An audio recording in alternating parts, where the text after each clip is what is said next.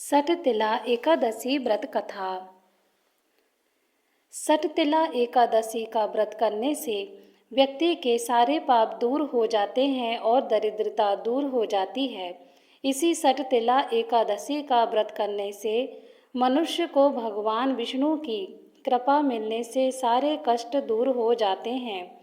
इसलिए इस दिन व्रत करने के साथ सठतिला एकादशी की कथा का भी श्रवण करना चाहिए। तो चलिए आज हम सठतिला एकादशी की व्रत कथा का श्रवण करते हैं। सठतिला एकादशी की व्रत कथा। एक समय दालभ्य ऋषि ने पुलस्त ऋषि से पूछा कि मनुष्य मृत्यु लोक में लोभ, असत्य भाषण, अनाचार, दूसरों के धन की चोरी, दूसरों की उन्नति देखकर ईर्ष्या आदि महापाप करते हैं, परंतु फिर भी उन सबको नरक प्राप्त नहीं होता, सो क्या कारण है? वह कौन सा अल्पदान या पुण्य कार्य करते हैं? इस पर पुलस्त ऋषि बोले, हे महाभागे, आपने मुझसे अत्यंत गंभीर प्रश्न पूछा है।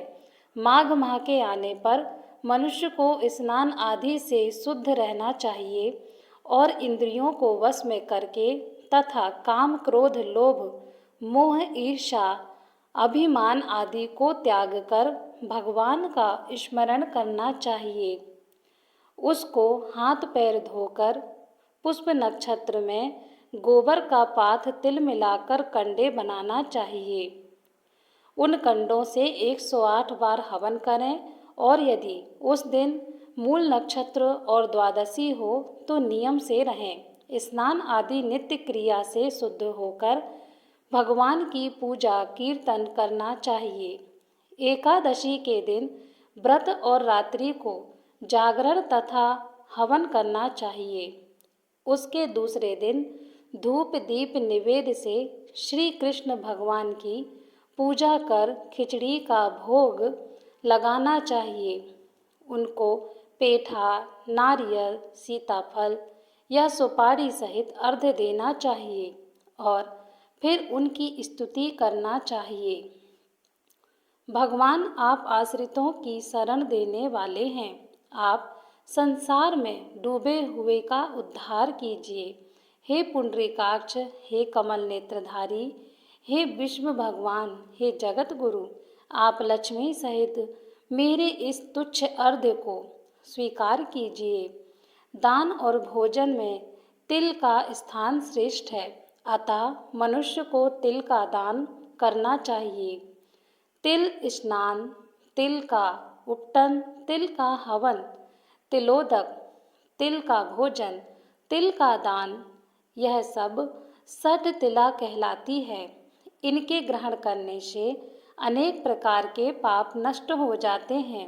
इसी प्रकार नारद जी के पूछने पर श्री कृष्ण भगवान बोले, हे नारद, प्राचीन काल में मृत्यु लोक में एक ब्राह्मणी भी वह सदैव व्रत किया करती थी।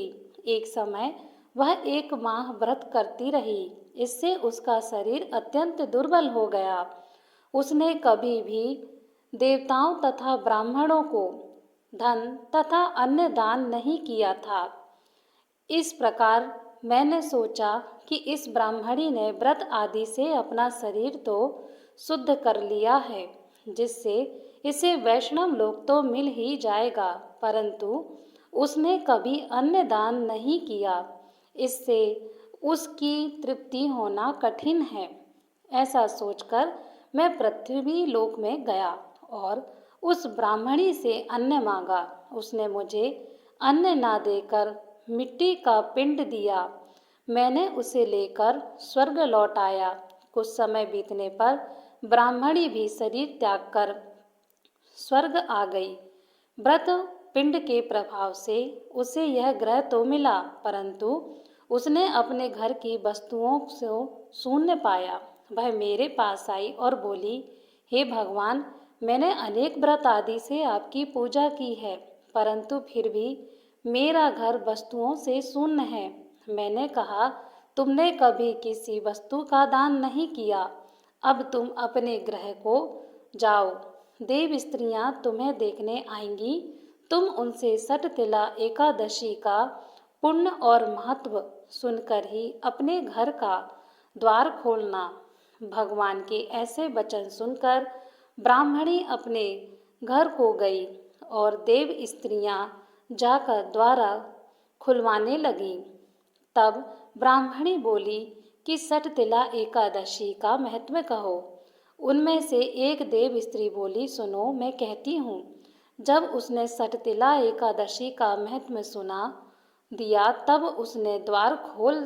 ब्राह्मणी ने भी स्त्रियों के कहे अनुसार सटतिला का व्रत किया और उसके प्रभाव से उसका गृह धन धान्य से भरपूर हो गया। अतः मनुष्यों को सटतिला एकादशी का व्रत करना चाहिए। इससे